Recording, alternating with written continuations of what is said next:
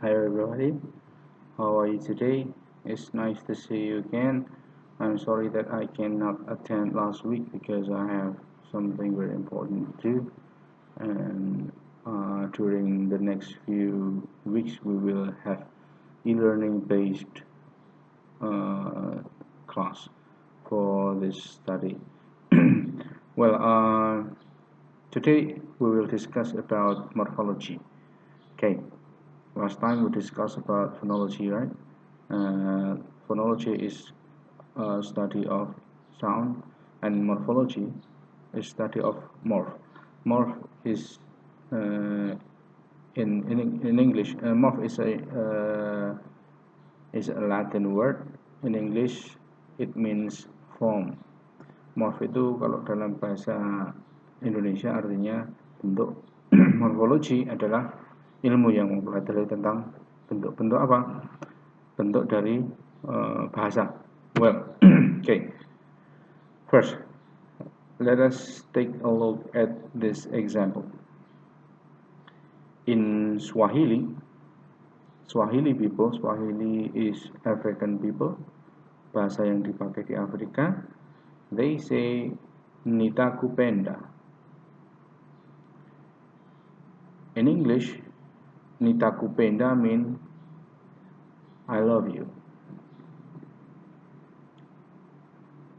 I itu ni, kemudian will itu ta, ku itu you, penda itu love. It means that in different language, in terms of words, we have different forms,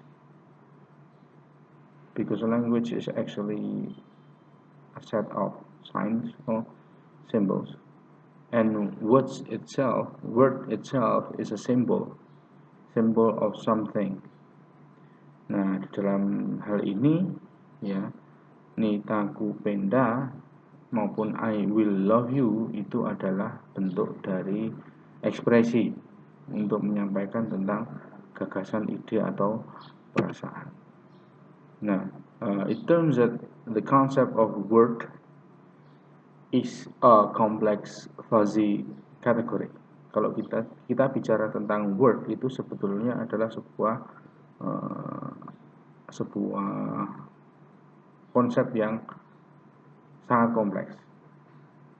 Nah, we will consider as elements rather than words. Kita mungkin lebih aman kalau menyebutnya dengan elemen.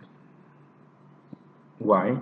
Because if we say word, then we will definitely stuck when some small unit inside a language is not really a word but it has meaning. Contoh dalam bahasa itu kan ada elemen-elemen yang lebih kecil dari kata tapi itu tidak yang memiliki makna sendiri, tapi dia tidak bisa berdiri sendiri dan tidak bisa dikatakan sebagai words. Nah, morphology is the field of linguistics that studies the internal structure of words. Jadi bentuk yang tadi sebelumnya saya katakan tentang morphology, that morphology is a study of form atau pembelajaran studi tentang bentuk, maka morfologi bisa diartikan sebagai cabang dari linguistik yang mempelajari bentuk internal. Jadi yang mempelajari bentuk internal dari sebuah kata. Kalau sudah di atas kata, maka dia masuknya kategorinya sintaks atau sintaksis. Kalau sudah frase, kemudian clause, sentence, itu sudah masuk dalam kategori sintaks. Kalau di bawah frase, artinya kata, itu masih dalam kategori morfologi. Itu batasannya. Nah, misalnya dalam kalimat ini, please pay attention on the sentence. The girl reopened the door. Okay. How many words do you see? Good.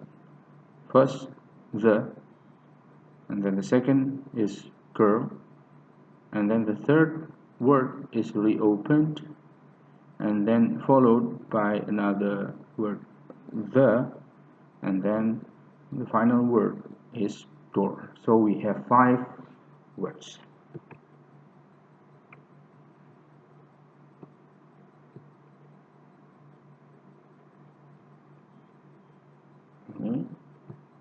And then this we open, and then the, and then the last is door. Now let's break down from the previous sentence.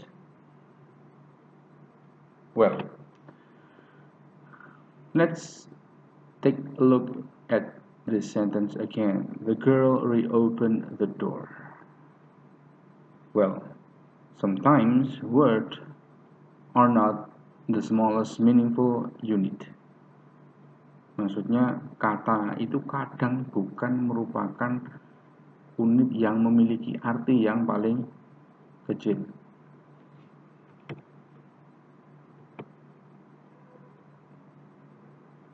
Contohnya ini, reopen.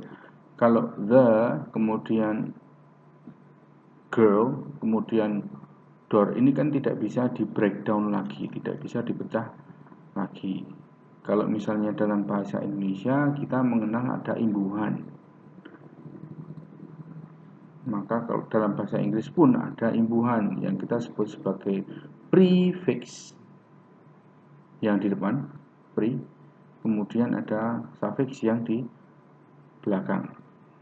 Contohnya adalah kata reopened. Ada kata dasarnya adalah open, terus kemudian kata ini ditambahkan oleh re, kemudian oleh ed.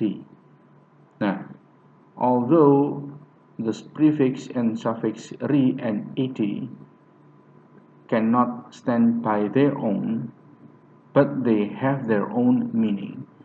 Jadi meskipun re dan ed ini tidak bisa berdiri sendiri, ini ya, tidak bisa berdiri sendiri,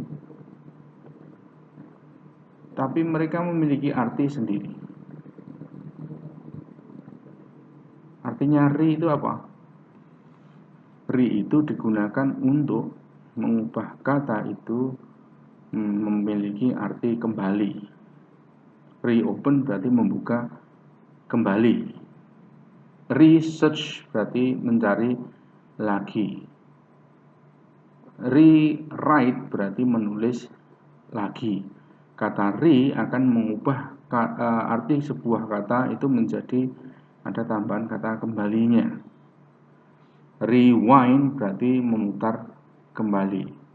Reverse, verse itu maju, kemudian reverse ya berarti sebaliknya, mundur. Kemudian ada ed. Ed ini juga fix, suffix, berada di belakang. Fungsinya untuk apa? Membuat kata itu menjadi kata yang memiliki konteks past atau participle. Jadi ketika sebuah kata ditambah menjadi ed, maka kata kerja tersebut akan berubah menjadi kata kerja yang menunjukkan sesuatu yang sudah lampau atau yang sifatnya itu participle, bisa digunakan untuk menyebut kata yang pasif. Sama kalau dalam bahasa Indonesia ini kita melihat dengan kata di misalnya. Kata di ini tidak bisa berdiri sendiri, di yang imbuhan ya, itu tidak bisa berdiri sendiri, maka dia membutuhkan kata yang lain ya, tapi dia memiliki arti sendiri. Kata di itu fungsinya adalah untuk menunjukkan sesuatu yang pasif dikenai perbuatan.